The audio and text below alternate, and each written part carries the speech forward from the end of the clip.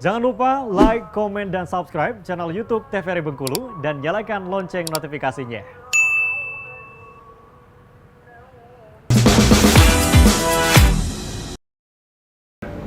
Assalamualaikum warahmatullahi wabarakatuh. Halo pemirsa, bagaimana nih kabarnya hari ini? Semoga selalu dalam keadaan sehat walafiat dan tetap bersemangat. Hari ini jumpa lagi bersama saya Ternova Dini, tentunya dalam acara Opini Obrolan Pas di sini. Nah pemirsa, selalu nih Opini hadir dengan obrolan yang menarik, bermanfaat dan juga kreatif. Tentunya seperti tema kita pada hari ini, kita akan membahas mengenai buku nih pemirsa hari ini. Dengan tema kita serba-serbi menulis seorang akademisi bersama dengan orang yang tepat, bersama Bapak Dr. Haji Sirman Dahwai SHMH. Langsung saja kita sapa. Halo Bapak. Halo. Gimana kabarnya hari ini? Alhamdulillah sehat. Alhamdulillah sehat. Semangat Pak hari ini Pak. Amin, insya Allah. Insya Allah semangat ya Bapak Ya, ya. semangat. Ini habis dari dari kantor ngajar tadi, langsung ke sini. Wow, luar biasa. Ini kesempatan spesial nih artinya Iya, untuk Masya para Allah. pemirsa Opini nih Iya. menyaksikan Bapak di sini. Nah Bapak, boleh tahu nggak nih Pak aslinya ini dari mana? Saya aslinya lahir di nama desa Kota Dua Baru, Semurup, Kabupaten Kerinci. Oh Kerinci. Sungai penuh dulu. Sungai penuh. Iya. Dingin banget di situ ya Pak ya. Dingin, daerah gunung. Kayak sekarang di Bengkulu panasnya Masya Allah sekali nih Bapak, gimana? Itu dari tahun 89 sudah di Bengkulu. Oh Sudah. dari tahun 89 Iya. udah di Bengkulu. Selesai dari Andalas, Fakultas Hukum, Bapak Iya. mendaftar di Uni Fakultas Hukum, malah diterima. Alhamdulillah diterima di Bengkulu. Menjadi gitu ya, Pak? pengajar staf dosen di Fakultas Hukum Universitas Bengkulu. Oh begitu. Ini memang menargetkan Bengkulu pada saat itu atau gimana Pak? Oh ya, dulu komposisinya juga ya. Di Bengkulu, di Unja saya juga daftar. Kebetulan di Andalas sendiri juga daftar. Jadi kebetulan dulu kan boleh memilih. Oh memang boleh memilih. Saya pilih di Bengkulu karena kompetisi tidak terlalu tinggi ya, seperti di Andalas sama universitas lain. Oh begitu. Iya. Akhirnya stay lah ya Pak ya. Stay dari sampai tahun sekarang, betah. Sampai sekarang. Memang betah di sini ya, Pak. sudah happy. Memang sudah happy di sini ya Pak ya. Alhamdulillah, tanah air keluarga yang setelah tempat lahir itu ini yang nomor 2. Oh begitu. Iya. Nah, masih sering pulang tapi ke Kerinci? Oh insya Allah kalau Lebaran itu insya Allah pulang. Pasti pulang. Di gitu samping ya, itu Pak ya. kalau ada kegiatan hajatan di kampung diundang kita seperti perkawinan atau acara misalnya ada kemalangan kematian keluarga kita insya Allah pulang. Oh begitu. Silaturahim dengan keluarga. Tetap tidak terputus ya Insya Pak. Allah sampai sekarang. Sekarang kegiatannya apa aja nih Pak di Bengkulu Pak selain mengajar? Oh macam-macam kan. Apa tuh? Sebagai pengajar kan saya sebagai penceramah dai juga. Penceramah untuk mencerahkan umat khusus umat Islam ya dalam hal mengamalkan menegakkan hukum Islam. Tentu menjadi khatib juga. Sudah itu menjadi pengurus Majelis Ulama Provinsi juga. Masya Allah Di banyak. Komisi Hukum Fatwa. Kalau dulu pernah menjadi direktur ketua LP POM Majelis Ulama Provinsi. Oh begitu, memang aktif berkegiatan iya, dari dulu artinya ya Pak ya. Sudah pernah juga menjadi pengurus Majelis Muhammadiyah itu di kota, kemudian di provinsi, kemudian juga menjadi pejabat eselon 2B di Pemda Kota dahulu 2008 sampai 2012, kepala Badan Amil Zakat pertama secara formal. Saya di Bengkulu yang sudah menyusun visi misi strategi tentang bagaimana mengelola Badan Amil Zakat yang proporsional, yang akuntabel dan transparan sesuai dengan era kemajuan. Itu yang digunakan sampai saat iya, ini ya insya Pak ya. Allah, iya. Oke. Gitu. Ini aktif sekali Bapak berkegiatan di dunia Iya, insya pendidikan Allah. iya, di dunia agamanya juga insya seperti Allah, itu ya iya. Pak ya, Amin. mengenai peraturan dan lain-lain. Kan bahas mengenai hukum, Bapak selaku dosen Iya, dosen dari Fakultas Hukum. Fakultas Hukum. Itu gimana nih Pak melihat hukum yang ada di Indonesia atau lebih kecilnya lagi kita di Bengkulu sekarang seperti apa menurut Bapak? Kalau secara yuridis formal, landasan Ini udah masuk iya, pendidikan ya. secara landasan konstitusionalnya Oke. kita memang harus menegakkan amanat dari Undang-Undang tahun 1945 ya, Undang-Undang Dasar 1945 itu. Dan memang di situ kita mulai bergerak sesuai dengan amanah arahan dari kehendak tujuan nasional kita itu. Di situ kita harus punya dasar pokok, dasar awal. Di samping landasan idil, kita mengamalkan ajaran nenek moyang kita yang tertuang dalam butir-butir Pancasila dan sebagai landasan idil, sehingga kita menjadikan kedua landasan itu untuk kita bermasyarakat, bernegara dan berbangsa, termasuk kita hidup dengan makhluk-makhluk Allah yang lain ya. Iya betul. Di setelah itu tentu kita akan melaksanakan atau menerapkan hukum-hukum yang berkaitan dengan personalnya. Termasuk hukum-hukum buku-buku yang Bapak tulis ini, di antara lainnya hukum perkawinan, hukum kewarisan, hukum zakat wakaf, tentu hukum Islam yang berkembang era global sekarang ini.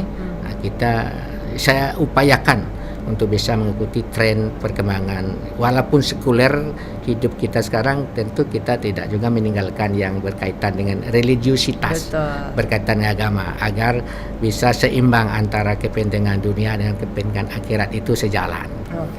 Gitu. Sehingga di dalam hukum itu ada istilahnya harmonisasi dalam melaksanakan sistem kehidupan.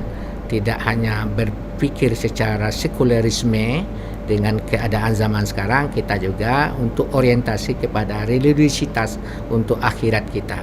Dengan arti itu mengamalkan potensi-potensi sebagai amal kebajikan kita dalam rangka kita ya melaksanakan fungsi khalifah sebagai pemimpin masing-masing kita di muka bumi ini. Kalau saya karena di akademis tentu memberikan kontribusi kepada anak-anak mahasiswa untuk biar mereka cerdas, bisa mengetahui hukum yang sesungguhnya itu kayak apa. Nah, itu kalau kita bicara tentang hukum, tapi seharusnya ya Pak ya, sebagai warga negara kita semua paham mengenai itu ya Pak ya, bukan cuma anak jurusan hukum nih, bukan cuma anak-anak di fakultas hukum aja, tapi semuanya ya Pak ya, karena menyangkut dengan kehidupan sehari-hari gitu juga ya Pak ya, benar. Mengenai perkawinan, juga tadi ada tulisan Kewarisan. Bapak kewarisan, ada juga zakat dan juga wakaf begitu. Betul. Nah, untuk para masyarakat nih Pak, para masyarakat itu seperti apa sih pengetahuan yang bisa disampaikan, pemahaman hukum yang minimal nih para masyarakat umum tahu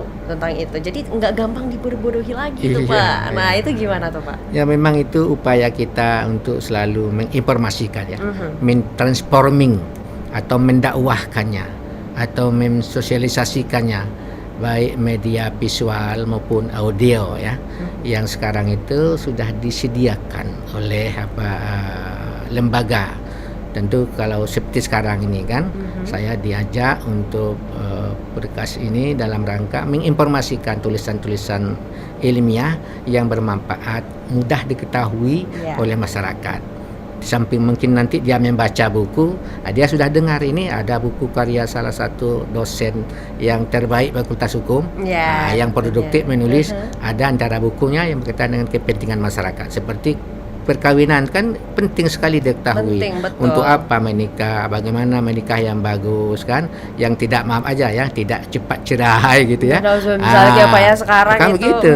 Itu di buku saya itu cukup bentang emasnya itu saya tulis sesungguhnya bagaimana harus kita melaksanakan fungsi perkawinan itu. Demikian juga tentang hukum kewarisan. Bagaimana nanti setelah harta diperoleh kan, ada suatu waktu salah satu pihak, mungkin suami mungkin istri meninggal dunia, harta itu kan harus dikuasai dengan baik, tidak boleh disia-siakan itu. Tentu bagaimana cara membaginya ada di hukum saya, hukum kewarisan, porsinya masing-masing. Pemirsa penasaran bisa langsung beli aja gitu ya Pak? Mungkin kalau belinya itu sudah bestsellernya di toko Gramedia. Oh udah ada tersedia di toko-toko buku Gramedia, gitu ya Pak ya. Nah ini kan udah banyak nih bukunya, udah ada 7 bukunya. Udah ada 7 buku hasil tulisan Bapak, luar biasa sekali. Di samping aktif dengan berbagai kegiatan nih Pak, pengajar. Hari ini aja bukan main padatnya Pak ya. Ada tiga kegiatannya ngajar hari pagi ini. Tadi ngajarkan kepada anak-anak hukum keperdataan. Setelah itu menguji mahasiswa S2. Sekarang lanjut kita nanti balik lagi ya Pak. Tugasnya memang dosen begitu. Memang seperti mengajar, membimbing, ya tentu meneliti juga sekaligus mengabdi. Kalau sekarang kan saya mengabdi. Di TVRI. Betul sekali. Nah itu gimana sih Pak meluangkan waktu nih di tengah kesibukan yang seperti itu, tapi tetap menyempatkan waktu untuk menulis. Apa yang mau Bapak sampaikan gitu loh Pak kepada para pembaca nih melewati tulisan Bapak? Biasanya ada tujuan nih, seorang penulis kan pasti ada tujuannya. Iya. Apa nih yang mau disampaikan begitu? Iya, memang kalau mengacu kepada tujuan menulis ini tentu sebagai dosen ikut mencerdaskan mahasiswa dan masyarakat dengan media tulis. Nah, tentu substansi tulisan itu yang bermanfaat sesuai dengan kapasitas saya, kompetisi saya hukum keperdataan, khususnya keperdataan Islam. Tentu saya menulis bidang yang relevan, yang dibutuhkan secara mayoritas kan masyarakat Muslim di Indonesia, termasuk di Bengkulu, untuk mengetahui apa ini isi buku itu dan bagaimana cara masyarakat itu pintar atau paham dengan isi buku itu, supaya tadi yang Dinda katakan orang tidak terkicu, tidak dibohongi, Jadi bodoh-bodohi tidak dibodoh-bodohi Pak. ya. Kalau dia lihat di buku ada teorinya jelas, sumber hukumnya jelas, sehingga kita bisa menginfokan kepada orang-orang secara valid, secara realitas tentang apa yang kita ketahui, apa yang kita pahami, tidak hanya retorika-retorika. Nah, itu. Kalau mengenai kenapa kiat menulis ini, kiat itu harus memang di dalam konsep ilmu hukum itu ada disiplin. Disiplin pertama tentu disiplin pribadi. Iya, benar. Bagaimana kita mengatur Waktu, aktiviti kegiatan, Pak. waktu kita setiap hari itu yang bermanfaat. Nah, karena saya pengajar hukum Islam, tentu bagaimana sistem disiplin dalam Islam itu saya transformasikan ke dalam kegiatan sehari-hari.